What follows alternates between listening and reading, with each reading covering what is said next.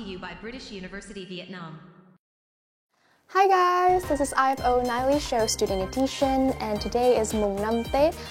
And on Mùng 5 Tết, we often go to the calligraphy master to ask for some words on the red paper so that we can have a successful school year as a motivation, right? But in IFO, we don't have the calligraphy master, but we can offer you some incredible skills in terms of learning so that you can be a good student and excel at school from writing, speaking, listening, and reading. So stay tuned, and now please watch a short video about our expert.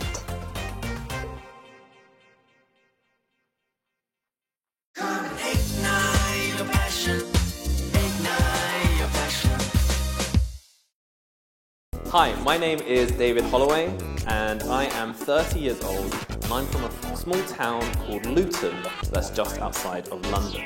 I work at VIVA as a lecturer of computer games design and computer science, and I've lived in Vietnam for the past 7 years. I'm very passionate about teaching students and I love my job.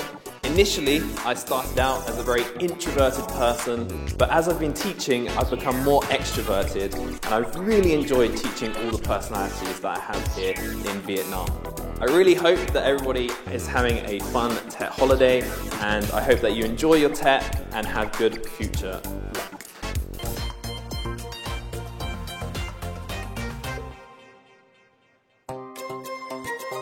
The expert is ready to be here, and now please welcome Mr. David Holloway.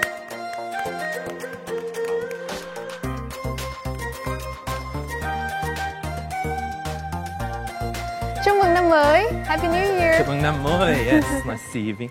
Nice to see you. Please have a seat. Thank you very much. Thank you. How are you? Yeah, I feel very good. I feel very energized. Thank you. And you? How do you feel? I feel so good, and thank you so much for being here. Sure. Yeah, no problem at all. Such a pleasure. And it's Tet holiday. Do you like this occasion? Yeah, very exciting occasion. I really love Tet holiday. Yeah. It's a great time to be with family, and it's a great time to kind of celebrate all the achievements of the year and to be prepared for the exciting opportunities for the future as well. Very nice.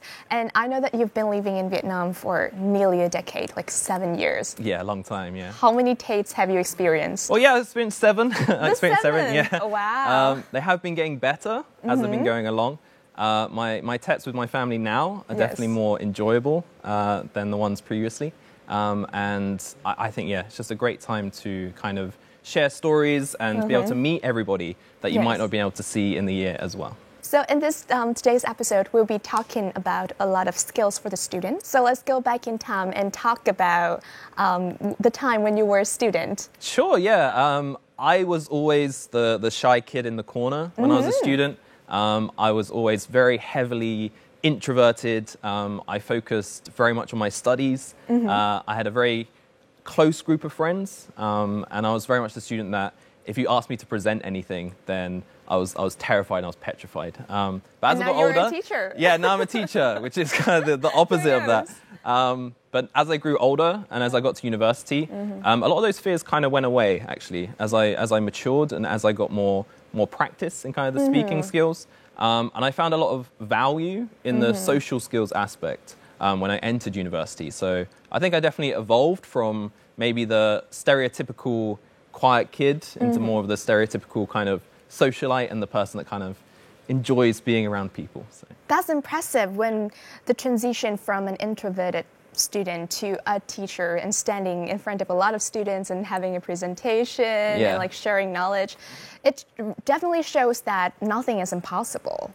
Yeah. I mean, if you'd asked me when I was younger that my job was going to be a teacher, I would have said you were crazy. So yeah, that progression has been actually really enjoyable because I've been able to overcome a lot of fears, which has really helped me grow as a person. And I know that study skills, especially with a lot of students, there's a lot of fear related to it and kind of overcoming those problems. So hopefully we can help them today in overcoming those fears. Very inspiring. We just started for a few minutes and I already feel energized with all of your sharings. So let's talk about the student skills, the overview. What do you think about the student skills, the study skills? Yeah, I think it's, firstly, you have to have a difference between pre-university and university, and kind of the aim that each of those schools are trying to achieve.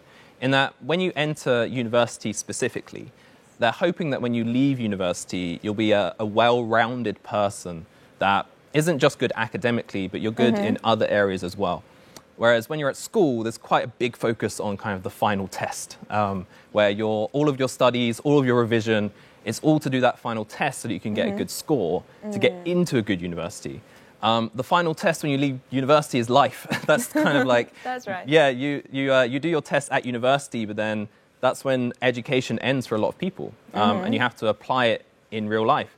So the study skills that you use at university and develop, they're also trying to guide you into being a better person overall in whatever profession or whatever job you choose to do. Definitely, and I think education is a long journey. Yes. It's a long journey, and we're all the lifelong learners. We never stop learning. And in the show, we also have a lot of students who will share with us about their journey of improving the skills. So now please take a look at the screen and let's see who the student is. Okay, sure. Hello, my name is Meg. I'm a senior student in marketing management. In order to describe myself, I think there's no better expression than my formal Instagram bio, which is suiting up, but doing hip-hop dance move. So I believe that we can be whatever we want to do, whatever we are, without being judged by any stereotype. One day, I can be a business analyst, a data analyst, a retail auditor, working with like tons of number and formula. But other day, I can be a TikTok dancer, doing like dance move all day long without being shy, with being very confident with my body movement, body control, whatever I like. People always say that there's nothing in common between business and art, but I'm sure they are. And before we hear the stories of Đức Mạnh, let's talk about the first skill, which is reading. Sure. When it comes to studying, the first thing a lot of students do is open the book, read something. So what is the reading skill? I mean, what is effective reading? Yeah, sure. I mean, I think effective reading is basically being able to read a text to a point that you can understand it well enough that you can summarize it for someone else. Which I think a lot of us, when we read something, we can get into kind of a trance of, we've read a page, we get to the bottom, and then we forgot what we just read. We have to start again, which is not what we want to do. When you're reading something, you're really trying to take all of the main ideas that's inside of the text. So to effectively read, you have to be able to take any text and be able to pull out the main ideas from the text. Because basically the text is trying to teach you something. It's trying to teach you an idea, it's trying to present an opinion. And if you read a text and you haven't come away with that opinion or that fact or that element of teaching, then that reading hasn't been effective. So if you read a text and you feel like, I don't understand anything I've just read, then you may need to go back and read it again. Just read it again and maybe do some note-taking. Oh, sure, yeah. Obviously, with the reading skills, don't just do what you did before. But maybe if you're reading stuff and you're not taking in information, then maybe you should be developing reading skills and you should be developing the ability to do effective reading. So the key is to fully aware of the fact that we are actually reading and absorbing the information. And also maybe if we don't understand, take a look back. That's totally fine. The idea of what you said as well, note-taking, is that when you're reading, it should be an active thing that you're doing, not a passive thing. That's right. So if you're going to read something, then you really should be saying to yourself, okay, for the next 30 minutes, for the next hour, I'm reading this text, and I'm going to be making notes on it so that I can look at those notes later. And it shouldn't be an activity of kind of, okay, I'm going to read and I'm going to have music on in the background and I'm going to think about what I'm going to do later in the day. You should really dedicate a specific amount of time to that text and really trying to understand it. That's right. And there are two main problems that I face as a student, and I believe that a lot of students have the same issues as me, is that when I'm reading, number one, my mind is wandering around and I just lose focus and I don't understand what am I reading, as you told before. And number two is that there's too much to read and it just makes me feel like I'm getting tired and like I cannot do this anymore. I just lose my concentration. So what are some steps to overcome these problems and how to improve the effective reading? Yeah, well, obviously you're not alone and it doesn't matter how old you get. whenever you're faced with a difficult or a big task, it can be quite scary, it can be quite daunting. So the first thing to do is if you're given an entire book to read, don't expect to read the whole book in one go. You should break it up into chapters or even less than that if you need to. And also, in terms of reading, it's not a sense of the longer you read, the more you'll understand. You really should be dedicating small chunks of time with breaks in between where you're focused on this chapter only, because the longer you read, the less focused you're going to become and the less focused you'll be. And if you're reading in an unfocused state, then you're not going to be able to take in that information that I said previously. So really just focus on the smaller elements and just, okay, I'm going to understand this page. This is my page for 15 minutes. I'm just going to understand it. And then eventually, if you start that early enough, you'll get through the whole book, which also comes to don't leave your deadlines to the last minute. Make sure you start early so you have enough time to do this as well. So the quality over the quantity. Yes, yeah, definitely, definitely. It's better to do a small part in a very good way than to try and just read through the whole book as quick as possible. So we have a lot of reading materials as a student, libraries, ebooks, online, Googles, everything. So how can we find the good materials for reading and to, serve our learning effectively? Yeah, we live in a time that is both good and bad in terms of the internet, in that we have access to everything, but the problem with having access to everything is you have access to a lot of things that aren't useful and aren't academic, and actually can tell you incorrect information. I'm quite old-fashioned in that I do fully believe that you will feel better if you're reading from a physical book. Same, I think so too. Yeah, I think it's important because then you can have that physical connection with the information you're learning. I would recommend people try it because we live in a time where you can have tablets and mobiles. It's very easy to get. And actually it's more difficult to get a book now when it used to be the reverse. But just sit down with an actual book, piece of paper and a pen, and see if that helps you out, because I think that's a better way to study from a book than to find like the online version and do it with a tablet and things like that. So yeah, so libraries are great. And if you go to university, they should have a university library or a place where you can collect books and take them out and read them at home. Totally agree. I think that physical books just helps us be more focused, like fully focused, and it just gives us a sense of, I'm really learning. Yeah. I think we see it today, especially in Vietnam, where the kids, they still read the manga books and things. They read the actual physical books. And you'll quite often see them sitting and with their face in the book.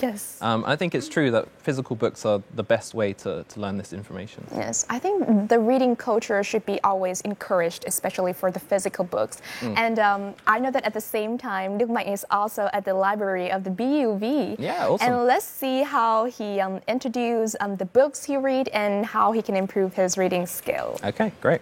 Đức Mạnh, are you there? I believe that reading plays a very vital role in the student life, and I believe that practice is the only way we can do to get better at reading. As a digital savvy Gen Z, I prefer reading on my iPad, which is a welcome gift for a BUV student like it, because I have a preference towards going to the cafe or going to the co-working space for study. Reading on iPad is very, very cool and very convenient for me. However, I know that a lot of people living in off the beaten track provinces, they cannot have digital resources for reading, so they can go to the provincial library to read. I usually go to some kind of library in Hanoi too, and one of them is the library inside the U.S. Embassy. I usually go there because it brings me the vibe that I cannot find in learning reading with digital resources, and I'm sure that the library inside the U.S. Embassy is a really cool one with quality reading resources. That is so cool. I mean, I love your library and how you integrate technology into, learning and reading skills. That's so amazing. And as we discussed earlier, traditional reading is awesome, and even integrating technology into reading is a fantastic idea as well. Yeah, I mean, you can't escape technology. That's the world we live in. So I think it wouldn't be good to ignore technology. You have to use it in some type of way. And the technology we have at BUV, it links to all of the books at the library. So at least we can guarantee that the information they're getting is legitimate and is good. And I've seen students actually use it as kind of like a hybrid model where they might have the book on the iPad and then make notes on paper, or vice versa, where they have the book open, they're making notes on the iPad. So I think it's great being able to use technology to basically further education. It's only going to get better in the future as well. That's right. I totally agree, and I think there are a lot of options for students nowadays to choose. And what matters is that we choose what works best for us, because there are many approaches to reading and to studying. Exactly, yeah. And different students, they learn better in different ways. So the best thing we can do as teachers is make every available way available to the students so they can choose which one they learn the best in. So we just talked about reading skill. Let's move on to another skill, which is listening skill, another input skill. So about listening skill, when the students use the skills, they are listening to the lectures, to the YouTube videos, to online learning materials. What are some problems that students face nowadays in terms of listening skills? Yeah, I think it's similar to the reading in the sense of doing too much. When you're learning at university and you have to listen, then you're stuck in the room for an hour or 2 hours. And you are trying to learn from a lecturer that is basically, they're trying to give you a lot of information in a short period of time, which can be very overwhelming for students, where they're listening to all this information. And it's important to judge which information is important and which information is just being used to support other ideas. I think with students, again, in the sense of kind of breaking it up, if a student tries to kind of fully hyper-focus for the 2 hours, they're going to wear themselves out. It's important to kind of have a mindset of, okay, I'm going into this lecture, I'm going to try to note down as much information as possible, and to remember that I can look at those notes later. So if I've heard something and I don't understand it now, it's not the end of the world. I can always go back later, I can look at my notes, or hopefully ask the lecturer to kind of go over it once more, maybe in a setting that's outside of the classroom. So it's more important to understand the whole, overview of the lecture instead of just focusing on every single details that might just wear them out. Exactly, yeah. And when you write down those details as well, making sure you're not writing every single word in its full length and like writing full sentences. Students today are now very good at texting, and when you text, you quite often use short versions of words. Yeah, and students should do that in their notes as well, because that's the only way you can kind of keep up with the lecturer talking. You have to write in a very fast way. So use a type of coded language that allows you to make as many notes as possible. And also don't be hard on yourself in that when you enter a lecture, you might not get everything, and that's okay. You will have time to kind of go back on any areas you've missed later on. So don't feel like you have to capture everything straight away in the lecture. Just try and get as much as you can and work as hard as you can in that 2 hours, and then go back on your notes later on, see if you missed anything. Okay, so note-taking, listen to as much as you can online, and also you will find it easier to listen offline. Yeah. And listen to something that you're interested in. Yeah, that's the most important, yeah. So that's really amazing, and I hope that Mike also has his own, listening tips to share with us. Okay. So let's check it out. Yeah, I'm sure that listening skills are very, very difficult for us, especially when we are not like native English speaker. Some of the lecturers speak really fast, and some of them coming from country with very, very heavy accent. That makes us feel like impossible for us to write down everything they say. So my recommendation for you is to rewatch the lectures and the tutorial classes every single time after you get back home, so that you can listen to the lesson once again. So it will make you feel easier to understand the lesson. Moreover, I think that using abbreviation when listening is also a good choice for you. When you use abbreviation, you can shorten your writing time, and it will help you to write down everything more effectively and boost your listening skill. And in the long run, I'm sure that you guys should check out some kind of Netflix movies, listen to more English songs. I believe that this approach is very fun and effective at the same time.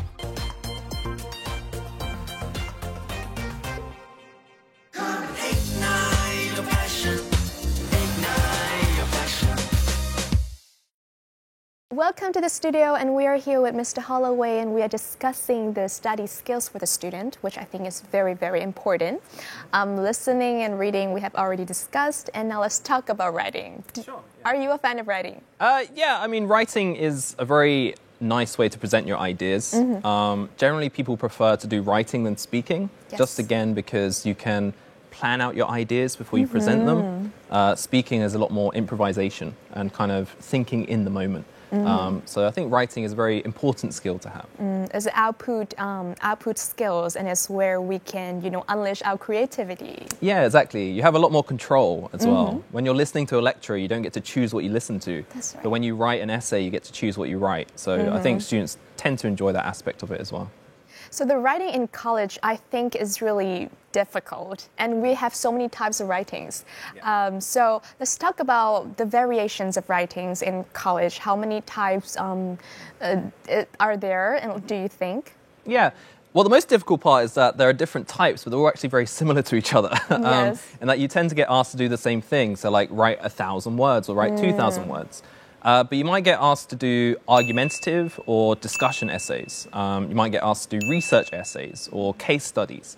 You might be asked to do primary research or secondary research. So all of these types of writing, they're asking you to do a specific thing. So for example, an argumentative essay, they want to hear your opinion. So they want to hear, what do you think about the topic at the end? Whereas a discussion essay is more objective. It's supposed to be just displaying both ideas and then having a conclusion which kind of sums up everything you've talked about.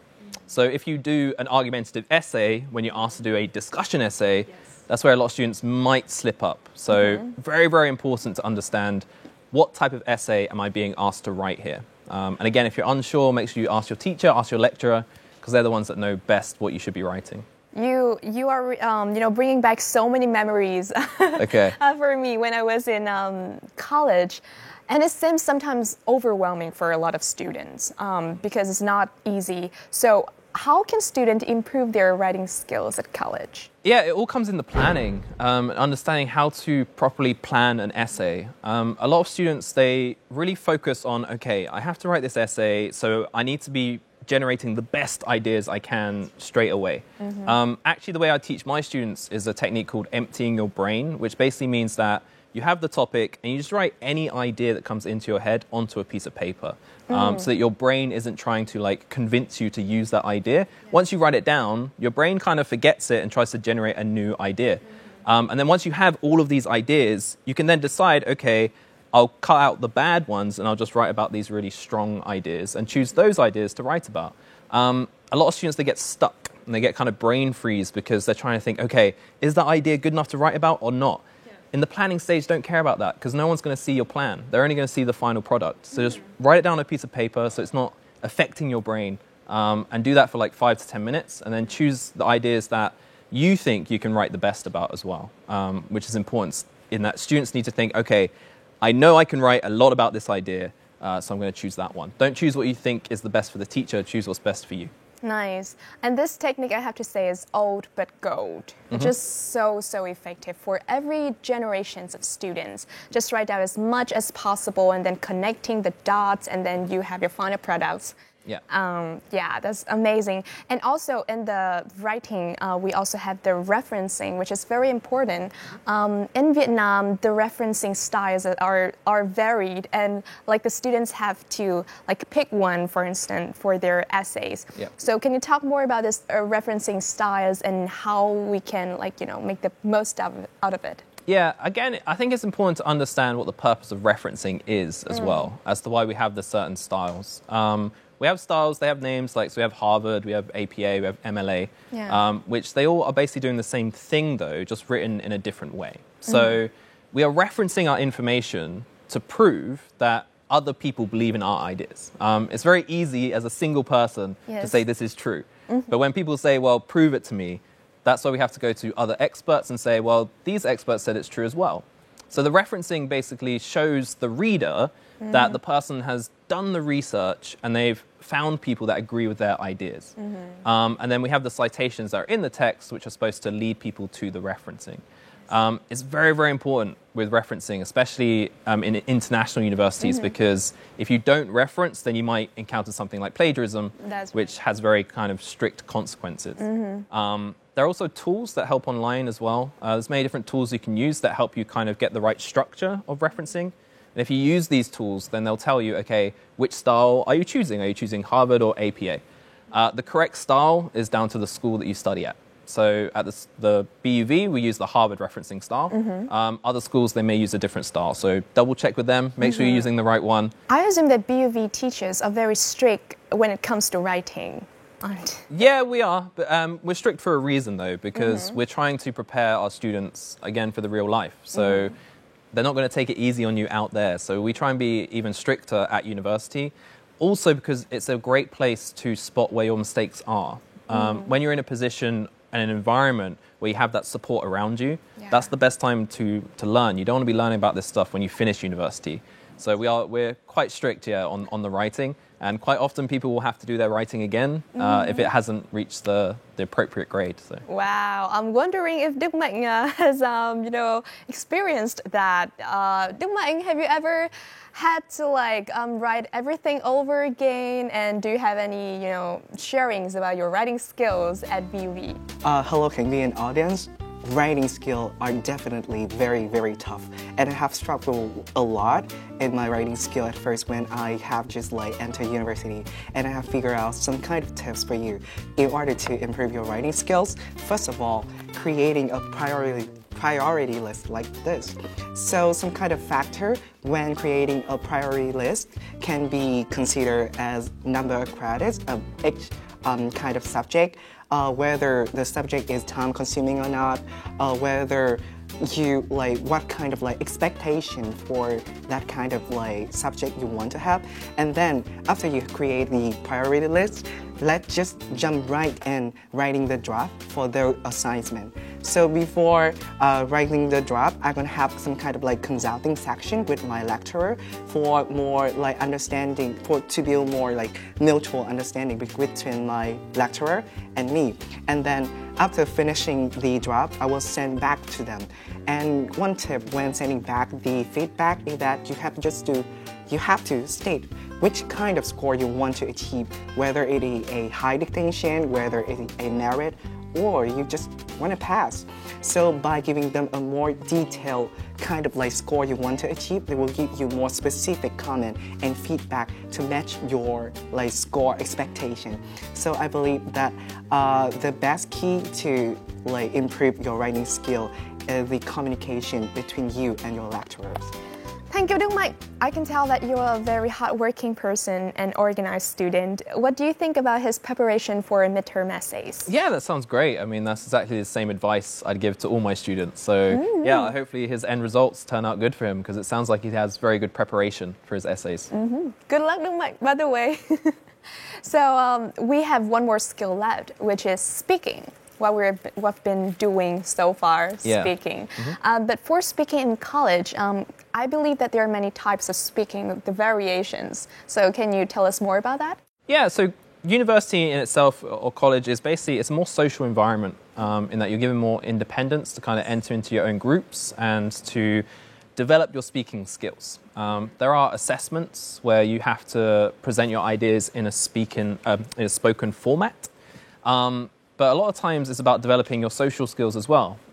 Quite often in class time, you're kind of going from class to class and you have to stay silent as you listen to the teacher. And you have the lunch breaks to socialize in. But now you're kind of in an environment of people that you may not have met before as well. You're exiting your close friendship group that you had through school and you're entering into this whole new world where there's a lot of people that are new to you. And you have to go through the process of introducing yourself, getting to know these people all over again, which can be quite scary. So, yeah, there's a lot of speaking involved in university, in assessments, and socially as well. And I think that you used to be an introvert. And as an introvert, I think it's really hard to open up or to connect with someone just saying hi or speaking. How do you overcome that and become you right now? Yeah, it's almost impossible because the closer you get to actually making the first move, the more scary it gets. And you might think at home, okay, this is the time where I'm going to do it. And then you get into that situation and you kind of freeze up. A lot of it is to do with how you perceive yourself when you're talking to someone. And quite often, people forget the conversations they have. They don't really remember kind of how nervous you looked or how you behaved when you talk to people. It's all about taking that first step. If you can get over that first step, it gets a lot easier talking to people from then on. For me, it was basically I accepted that if anything bad happens, it happens. There'll be more conversations in the future. It won't be my last one. And just took that first step. And then once I'd done that, it was a lot easier to continue from then on. It's like the Murphy's Law. Anything pretty bad much can happen. Exactly, yeah. Lucky for me, I don't think anything bad happened. But I think it's good that I don't remember my first conversation, because that means it probably went very smoothly. And I think you're now a very successful speaker, very articulate. I love your speaking, by the way. Okay, thank you. Also, I think that the purpose of speaking, as you told me earlier, that changed the perspective. The way we see ourselves is that sometimes we feel like we'll be judged or something, and we forget about the content of the conversation. The purpose of the communication is to get things understood and to understand each other and to get the results from that. Yeah, exactly. That is more important. Yeah, and we talked already about how difficult it is to listen. So now you're the speaker. So it's your job to make the information engaging for the audience to listen to you. Yeah. So you're trying to engage the most difficult skill as a speaker. And also previously you can plan out a presentation, you can have your notes ready. Yes. But when you actually start speaking, unpredictable things can happen. And you can tend to improvise a bit. That's right. So one of my big pieces of advice for people is actually to record themselves. The biggest issue I used to have when I used to speak was shaking, which I think a lot of people had, where like you have the nervous. notes and it's shaking and the paper's shaking furiously. Yes. I actually recorded myself speaking and I felt the shaking, but then when I watched myself on video, you could barely see it. So that's the type of thing of like, it was just in my head. If you video yourself speaking, you'll notice that a lot of the issues or problems you think you have are not noticeable. People don't actually see that. And they're more interested in what you're saying as opposed to kind of like how you look and how you present yourself and things like that. Yes, that's right. I think at the end of the day, we are the biggest critics of ourselves. Yeah, I agree, yeah. And trying to get over that is quite difficult to do, yeah. That's right. And I think that at school, doing the presentation and also trying to speak up the ideas is very important, and it should be encouraging for the students. Yeah. So how can students gain confidence from speaking up and like doing the presentation? Yeah, it's all about getting bigger and bigger. So first practice the presentation yourself. So just by yourself, again, record yourself, take a look at that. Then get a few friends. It does make a big difference actually presenting in front of people, no matter who those people are. You'll find that you'll feel embarrassed, no matter like, they could be your closest friends. But when you try to present, you're putting yourself in the spotlight. And you're putting yourself in a position where you're supposed to kind of be entertaining, which can be a lot of pressure. So get people that you know and that you like and that will be kind to you and present in front of those. And then you can also do it in front of your family as well and try and get honest feedback. And then just try and get bigger and bigger. And then if it's a really important presentation in front of like the whole school, then ask your class to help out. Say, hey, can I do this presentation in front of you guys first? And then hopefully that'll help you get over the nerves. If you jump straight into a class presentation, especially if it's for an assessment, we have that extra pressure as well, then that might be quite nerve-wracking for you, and you might make more mistakes. Just practice it a lot beforehand, practice it in front of people, and then when it happens on the day, you've experienced it before. So hopefully you'll be a bit more confident as well. That's right. And surrounding yourself with positive people that can help you out. Yeah. And maybe in the class, you can answer some questions from the professors. Yeah. Yeah, raise hands and like contribute to the lectures. Yeah, I think that's a good way. We love students that contribute. Even if what you share might be incorrect or not wholly on topic, showing that you care enough to share, that shows you're enthusiastic, and it shows to me that you're listening. If you're able to share something, then okay, this person's been listening to me for the past 10 minutes. So we love students that are enthusiastic and engaged. And don't worry always about getting the right answer. Again, you're practicing your speaking skills, so that's what you should focus on. We learn and we make mistakes and we learn again, so that's totally fine. Exactly, yeah. I agree. And I think that, BUV students are very active in speaking. I can see that in Đức Mạnh, and I'm not sure if he has some problems in terms of speaking. Let's find out. Sure, yeah. Đức Mạnh, are you there? I'm sure that speaking is very, very difficult for everyone. So I have only one tip for you to improve your speaking skill. I'm sure that it is gonna be, don't be shy. We are only shy because we are afraid of being not good enough. We are only shy because we are afraid of being judged by the English native speaker. But have you ever look back when you saw someone from a foreign country speaking Vietnamese? Have you ever judged them? Or you only think that they're so cute and you're so proud that your language was being spoken by foreigner? And I think that the same case is also applicable for us when we're speaking English. Just feel proud of yourself because you can speak two languages. You are bilingual and it's so amazing. And I think that that is the key for you to improve your English speaking skill. And in order and regarding the idea organization, I believe that using mind map an approach that you should consider. There are a lot of online mind map website that you can use. I'm sure that by using that approach, your public speaking skill and your public speaking speech is going to be very, very logical. We have just discussed some tips to improve the speaking skill, and in IFO's nightly show Student Edition, we also have a part where all the contestants coming here have a chance to showcase their speaking skill and improve that. And it's also a great chance to listen to their performance, and for me and for the audience, we can listen to that and improve our speaking skills as well. So now here comes the Voice of the Week segment. Let's follow up to the backstage of IFO to find out who the contestant of this week will be. Come and ignite your passion. Ignite your passion. Hi guys, this is the IFO backstage, and standing next to me is Voice of the Week this episode. You are? My name is Nguyễn Bích Diệp. Yeah, welcome you to the show. How do you feel right now? You are the very first Voice of the Week candidate in this brand new year.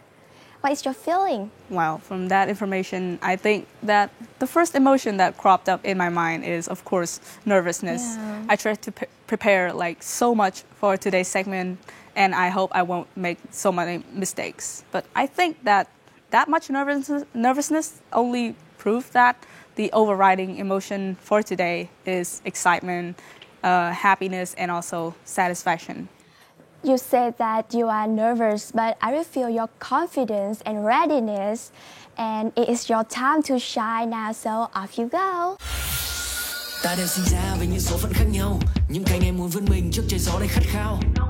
Và chẳng cần cậu phải nói một lời nào, mình vẫn cảm nhận được một trái tim đầy hoài bão, háo hức và nôn nao. Ignite your passion to light the way. Và thành công đã nắm chặt trong tay. Ignite your passion to fly away. Mình cùng nhau xây thế giới ngày mai. Ignite your passion.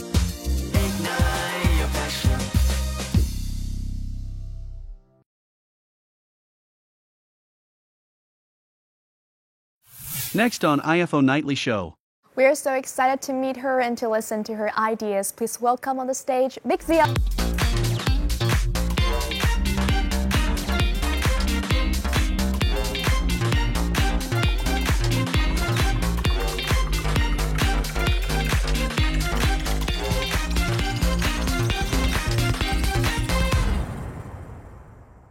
We are so excited to meet her and to listen to her ideas. Please welcome on the stage, Bích Diệp.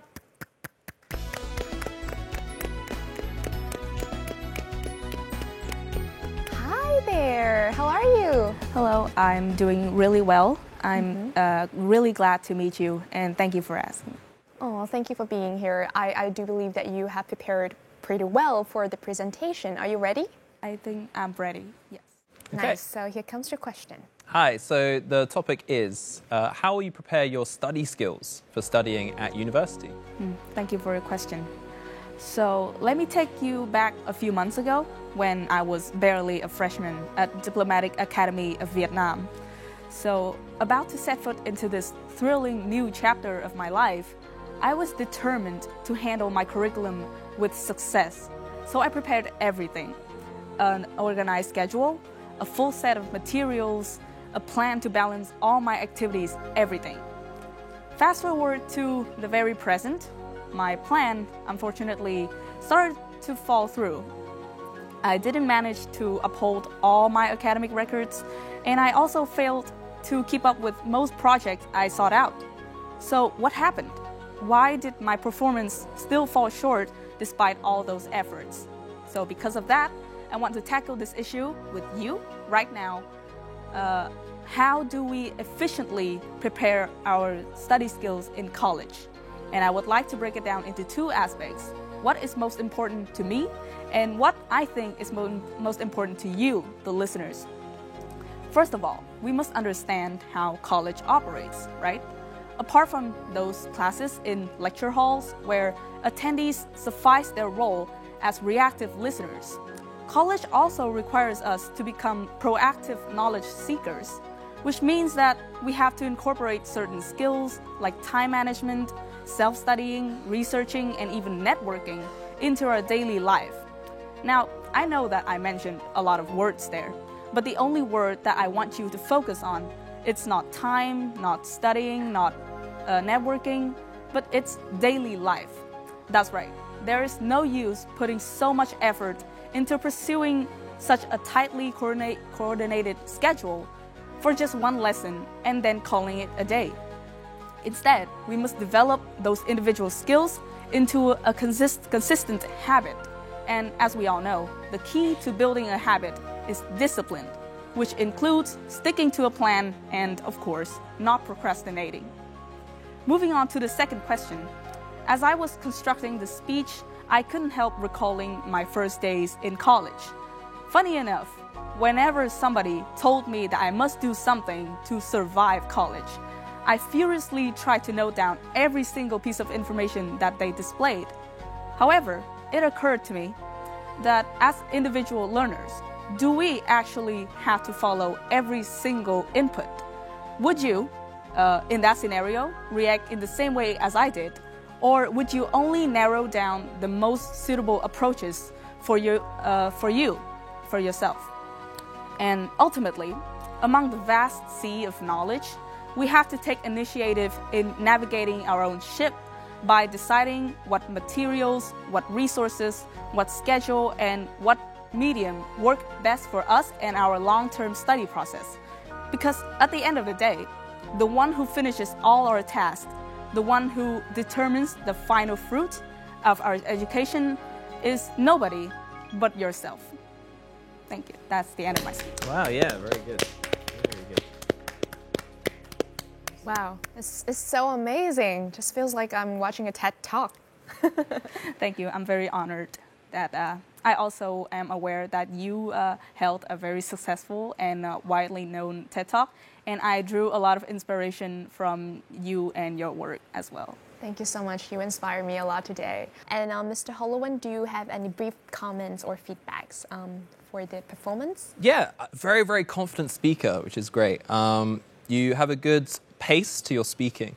So you don't speak too fast or too slowly, which means that everything you say is very easily understandable as well.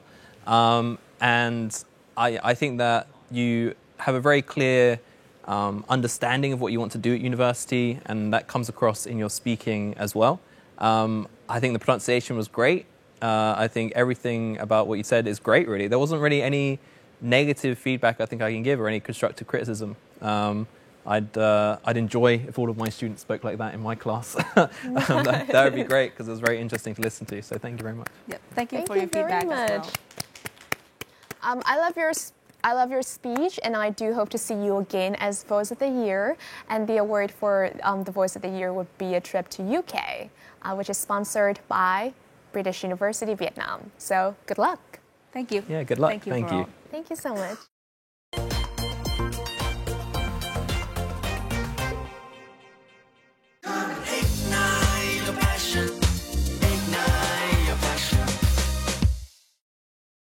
Before we end the show, what would be your key message for the students? Sure, key message for the students is basically try not to be too scared of university study. Many people have done it before you, and you can do it as well. Break it up into smaller parts, practice, practice, practice, and make sure that you enjoy your break over the TET holiday. It's gonna be so fine, don't worry. And study skills are not just for the students, they are transferable skills, and you would take them with you beyond your education and to the next level. So thank you so much for tuning in with IFOS09E Show Student Edition, and this is Tate Holiday, and we want to wish you the best of luck, best of happiness, success, and yeah, an khang thịnh vượng. Chúc mừng năm mới. Until next time, Happy New Year! So may I introduce to you, this is our expert for the next episode, Mr. Holland. Oh, I'm sorry. But I'm sure they are, and I'm here to prove it. Có thể lại được không ạ? Em phê vô với. Prove it true. To prove it. Well, I like speaking about it. I like speaking about it. I don't actually like doing it. Ok chị ạ, bây giờ mình break đúng không chị?